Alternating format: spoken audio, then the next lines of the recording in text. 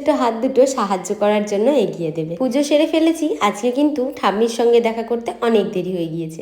মানে কাকিমা রান্না করতে আসলে পরে কাকিমার সঙ্গে কিন্তু আমার মেয়ে বেশ মন দিয়ে গল্প করে। আর এই দেখে সবাই বলে যে তোমার মেয়ে কিন্তু তোমার মতোই মিশু। রান্না তো প্রায় শেষ। এদিকে ডিমের ঝোলও ফুটে গিয়েছে, ওদিকে ভাত শাক তরকারি সবই হয়ে গিয়েছে। এখন আগে কাকিমার জন্য খাবারটা তুলে নিচ্ছি, আর এই ফাঁকেই মানে কাকিমা একটু ধরে বসে আছে, ওই ফাঁকে আমি আমার খাবারটাও বেড়ে নেবো। এখন প্রায় 10:30 পৌনে 11টা মতো বাজে। রান্না বান্না তো শেষ, তাই সকালবেলা গরম গরম ভাত হলে আমি একেবারে স্নান পুজো সেরে খাওয়া দাওয়াটা করে নিই। ব্যাস তারপর মেয়ের পিছনে লেগে যাই। আমি ওকে ওই 11:30 12টার মধ্যে স্নান ধান করিয়ে। চলো গিয়ে দেখি কি করছে। আমার সোনামণিটা বসে বসে টিভি দেখছে। আসলে আমি যেহেতু এখন খাবো তাই ওকে একটু টিভিটা চালিয়ে দিয়েছি, না হলে তো আমাকে খেতেই দেবে না।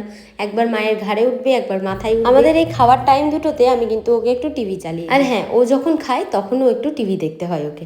আর আরও একটা সময় টিভি দেখে যখন আমি একদমই ক্লান্ত হয়ে যাই আর পারি না। আমার শরীরটাকে রেস্ট দেওয়ার জন্যই হোক বা আমার সংসারের কিছু টুকটাক কাজ করার জন্যই হোক, ওকে সেই সময়টুকুটা আমি একটু টিভি চালিয়ে দিই।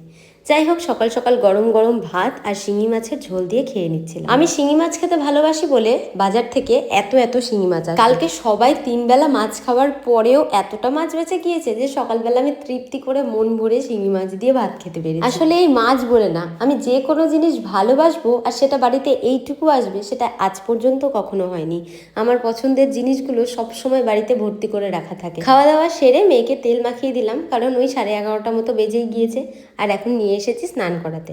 স্নান করতে পেয়ে মেয়ে আমার কতই না খুশি। এইদিকে আমাকে আরো একবার স্নান করিয়ে দিচ্ছে। ওর বাবা মেয়ের জন্য শখ করে একটা বাথটাব নিতে চেয়েছিল, তবে আমার একরকম ভয়ের কারণেই ওর বাবা আর সাহস করে সেটা কিনে উঠতে পারেনি। আমি ভাবতাম অত বড় বাথটাব জল ভর্তি করে স্নান করাবো, যদি হট করে মুখে চোখে জল ঢুকে যায় কি হবে, এইসব ভয়ের কারণে আমি আর সাহস দেইনি আর নাও করেছিলাম। মেয়েকে বাথটাবে স্নান করতে দেখার শখটা ওর বাবার আজও থেকে গিয়েছে, তাই আমি এখন ওই গামলাটাকে বাথটাব বানিয়ে ফেলেছি। সেটার মধ্যে করে আমার মেয়ে খুব মজা করে স্নান করে, আর ওর বাবাও দেখে ভীষণ খুশি হয়। আজও চোখে ভাসে আমার সেই দৃশ্যটা যখন ওর বাবা ওর মেয়েকে প্রথমবার কোলে নিয়েছিল। চোখে মুখে এতটাই আনন্দ ফুটে উঠেছিল যে কেউ দেখলেই বুঝতে পারতো যে ওর বাবা কতটা খুশি হয়েছে ওর মেয়েকে কোলে নিয়ে। মেয়ের স্নান দান কমপ্লিট হতেই একটা পার্সেল আসে, আর পার্সেলটা আনবক্সিং করে দেখি মেয়েরই ওয়াইপস এসেছে। স্নান দান হয়ে গেলে পরেই আমার মেয়ে ঘুমিয়ে পড়ে। মেয়েকে ঘুম পাড়িয়ে দিয়ে আমি আমার এডিটিং এর কাজগুলো সারি, আর সময় পেলে নিজেও একটু রেস্ট করি। আমার ট্রানজিশন ভিডিওগুলোতে তোমরা অনেক অনেক ভালোবাসা দিচ্ছিলে। আসলে শরীরটা খারাপ থাকার কারণে আর এনার্জি করে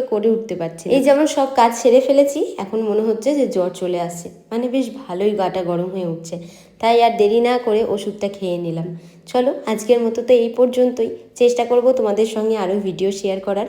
যদি ভালো লাগে তাহলে অবশ্যই একটা লাইক কমেন্ট করো। আর হ্যাঁ, যদি নতুন হয়ে থাকো তাহলে অবশ্যই পেজটা ফলো করে পাশে থেকো। কে কোথা থেকে দেখলে অবশ্যই জানিও।